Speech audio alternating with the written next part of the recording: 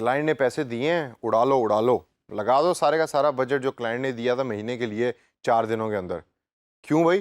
क्योंकि मैं तो अभी लर्न कर रहा हूँ गूगल एडवर्ड्स, तो बजाय इसके कि मैं अपना क्रेडिट कार्ड यूज़ करूँ या डेबिट कार्ड यूज़ करके अपने पैसे खर्च करूँ, क्लाइंट के पैसे यूज़ करते हैं, लर्निंग की लर्निंग हो जाएगी फ्री के अंदर और उसका पैसा यूज़ हो जाएगा। क्या होगा ज़्यादा से ज़्यादा? वो हमारे काम से खुश नहीं होगा और दोबारा वापस नहीं आएगा हमसे काम कराने के लिए। ये कभी नहीं कि आपने करना। क्लाइंट का पैसा है अमानत और उसको एज एन अमानत यूज़ करें।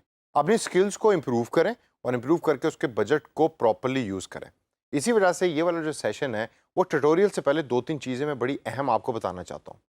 बजट को कैसे सेट करना है ये तो हम जाके अभी सीखते हैं गूगल एडवर्ड्स के अंदर, लेकिन बिडिंग स्ट्रेटजी और बिडिंग मैकेनिज्म क्या है इसको समझना बहुत ज़रूरी है एक गूगल एडवर्ड्स के डिजिटल मार्केटिंग के लिए। बिडिंग बेसिकली होती क्या है ये हम पहले भी थोड़ा सा देख चुके हैं, बोली को कहते हैं बिडिंग। तो गूगल जो आपकी एड किसी और को दिखा रहा होता है यानी कि यूज़र को, वो बिडिंग मैकेनिज्म के थ्रू दिखा रहा होता है, बिडिंग प्रोसेस के थ्रू दिखा रहा होता है। अब इसमें 3 चीज़ें हैं जो बड़ी अहम है समझने के लिए। नंबर 1, कीवर्ड सिलेक्शन, यानी कि जो आप कीवर्ड सेलेक्ट कर रहे हैं उसको यूज़ करके गूगल सर्च करता है कि जो बाकी कंपनियों ने जिन्होंने ऐड दी हुई है उनमें से कितने ऐसे लोग हैं जिन्होंने उन कीवर्ड्स के बारे में गूगल को बताया हुआ है कि हमारी ऐड भी उन्हीं लोगों को दिखाओ जिन्होंने ये कीवर्ड सर्च किए हैं। तो एक तो बिडिंग की वैल्यू और बिडिंग की अमाउंट डिसाइड होती है based on keyword selection. Second है बिडिंग कोटेशन। आप बिडिंग कोड देते हैं, फॉर इंस्टेंस आपने कहा कि जी मैंने 5 रुपए पर बिड आपको दे दिए। गूगल को आपने कहा 5 रुपए ले लो मेरे से पर बिड यूजर को ऐड दिखाने के लिए, यानी 5 रुपए से ज्यादा की ऐड आपने किसी को नहीं दिखानी। वो 2 की भी हो सकती है, 3 रुपए की भी हो सकती है। अब गूगल ने जाके बाकी कंपनियों की ऐड को और उनकी बिडिंग कोटेशन को भी सर्च किया। किसी ने 3 रुपए कहा हुआ है, किसी ने 2 कहा हुआ है, किसी ने 6 कहा हुआ है, किसी ने 8 कहा हुआ है। तो based on different things, specially ad rank and quality score, Google जो है वो फिर डिसाइड करता है कि जो बिडिंग कोटेशन आपने दे दी उससे अगली जो चीज़ है वो बिडिंग विन कौन करेगा, यानी बिड का जो विनर है वो कौन होगा, वो फिर एड रैंक और क्वालिटी स्कोर की बेस पे डिसाइड कर रहा होता है। तो ये जो 3 चीज़ें थी, कीवर्ड सिलेक्शन, बिड कोटेशन और बिड विनर, ये तीनों की तीनों चीज़ें आपने जहन में रखनी है। इसको हम कहते हैं बिडिंग मैकेनिज्म। तो आपका जो कीवर्ड है वो चूंकि यूनिक होता है तो और ज़्यादा उसको यूनिक बनाएं और उसको जेनेरिक ना रखने दें। अपनी बिडिंग की जो कोट आपने देनी है उसको प्रॉपर्ली सर्च करके दें और उतनी कोट रखें कि वो सारे का सारा बजट 2 दिनों में ना उड़ा दे। वो भी हम सीखेंगे कहाँ से उसको सेट करना है। और फिर लास्ट के अंदर जब आप बिड विन कर रहे होते हैं तो बिड विनर या बिड विनिंग का मैकेनिज्म क्या है उसको भी आप जहन के अंदर रखें। अब इससे अगर हम आगे चल के देखें तो आपके पास अभी सॉफ्टवेयर के अंदर हम दिखाएंगे कि 2 ऑप्शंस होती हैं, एक होती है ऑटोमेटिक बिडिंग, एक होती है मैनुअल बिडिंग। अब मैं आपको पर्सनली सजेस्ट करूंगा कि स्टार्ट में आप ऑटोमेटिक बिडिंग ही को यूज करें। गूगल इसमें स्मार्टली आपके डिफरेंट फैक्टर्स को यूज कर रहा होता है और उसको यूज करके डिसाइड करता है कि आपकी ऐड कितने रुपए पे या कितने डॉलर के ऊपर यूजर को दिखानी है। लेकिन जब आप मैनुअल के ऑप्शन सेलेक्ट करते हैं तो मैनुअल के अंदर वो एडवांस ऑप्शंस आपके सामने रख देता है, जिसके अंदर आपसे डिफरेंट चीज़ें पूछ रहा होता है। पैसों के बारे में भी पूछ रहा होता है, ड्यूरेशन के बारे में पूछ रहा होता है, टाइम के बारे। तो काफ़ी चीज़ें ऐसी हैं कि जो आपसे गूगल मैनुअली पूछ रहा होता है कि हमें बताओ कि किस तरीके से हम आपकी बिड जो है वो आगे जाके यूज़र को दिखाएं। तो आपको मैं सजेस्ट करूंगा स्टार्ट के अंदर कीप इट ऑटोमेटिक बिडिंग, और गूगल ठीक बिडिंग करता है, मेरा अपना पर्सनल एक्सपीरियंस ये है। जब आप प्रोफेशनल एक्सपीरियंस हो जाएंगे फिर आप मैनुअल बिडिंग की तरफ चले जाएं। अगला पॉइंट है कॉस्टिंग का। 2 तरह की मेन कॉस्टिंग होती है गूगल एडवर्ड्स में। कौन कौन सी है वो? पे पर क्लिक और कॉस्ट पर 1000 इंप्रेशंस। अब कॉस्ट पर 1000 इंप्रेशंस जो है उसका मैकेनिज्म और है, पे पर क्लिक का और है। पे पर क्लिक का मैकेनिज्म क्या है? यानी कि आप सिर्फ उस टाइम पैसे पे करेंगे कि जब कोई बंदा आपकी एडवर्टाइजमेंट पे क्लिक करेगा। तो आपको जो आपका डाटा गूगल में एडवर्ड्स में नजर आ रहा होगा उसमें लिखा हुआ होगा कि जी आपको 1 क्लिक 4 रुपए का पड़ा है। लेकिन कॉस्ट पर इंप्रेशन का मतलब ये है कि गूगल आपसे पैसे चार्ज करता है, अक्सर फेसबुक की तरह। फेसबुक के अंदर भी कॉस्ट पर 1000 इंप्रेशन बड़े मशहूर हैं कि 1000 लोगों को जब आपकी एडवर्टाइजमेंट वो दिखा देगा, उनमें क्लिक किया कि नहीं किया डजेंट मैटर, वो आपसे उसके एक स्पेसिफिक पैसे चार्ज कर लेगा। तो आपने देखना है कि आपके बजट के अंदर और आपकी रिक्वायरमेंट के अंदर इन दोनों में से कौन सी ऑप्शन ज़्यादा बेहतर एडजस्ट होती है, फिट होती है, कोई भी आप इसके लिए लफ्ज़ यूज़ कर सकें। किसी जगह आपको पे पर क्लिक यूज़ करना पड़ रहा होगा, किसी जगह आपको कॉस्ट पर 1000 इंप्रेशन यूज़ करने पड़े होंगे। रिक्वायरमेंट आपको आपका क्लाइंट देगा, उसके बेस के ऊपर आप डिसाइड करें। ट्यूटोरियल शुरू करने से पहले अगला पॉइंट देखते हैं कि क्या है। 3 चीज़ें जो आपने जहन में रखनी है, always keep it in your mind. हमेशा देखिए कि अर्निंग्स पर क्लिक क्या हो रही हैं।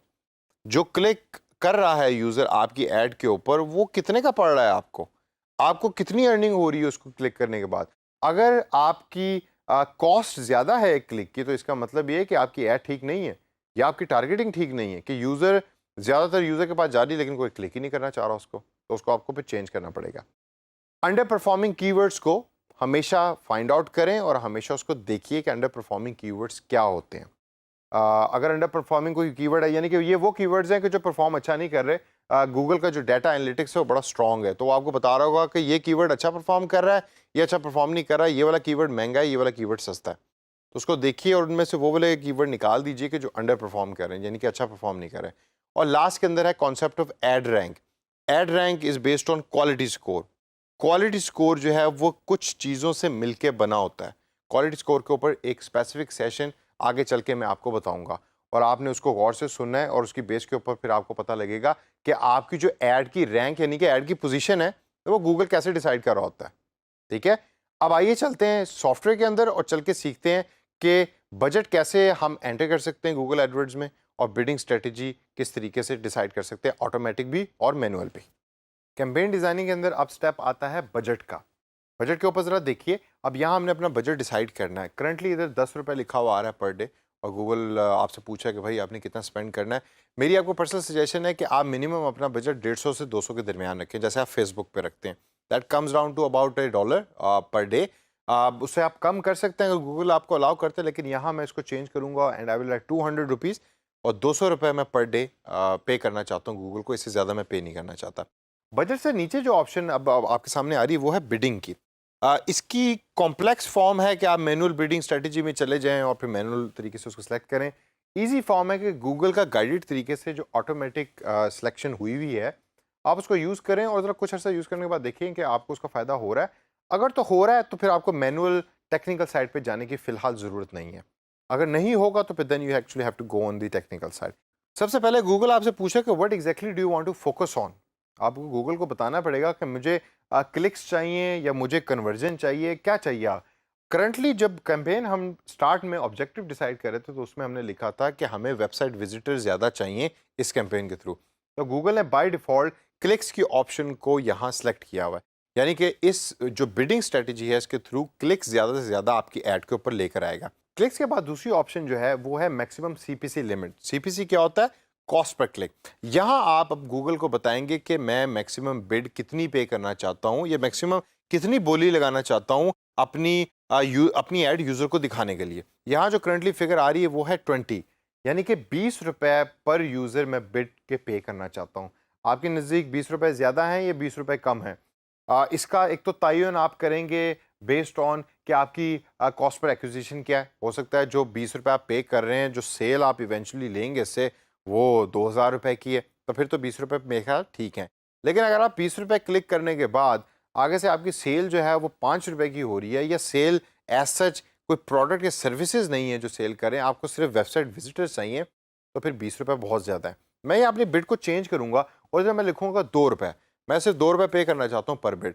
अब यहाँ हो सकता है कि आपके कैंपेन मैनेजर के अंदर यहाँ गूगल ने ऑटोमेटिकली एक फिगर लिखी हुई हो और आपको सजेस्ट कर रहा हो कि हमारे एक्सपीरियंस के मुताबिक अगर आप इतनी बिड करेंगे तो आपकी एड ज़्यादा अच्छी चलेगी।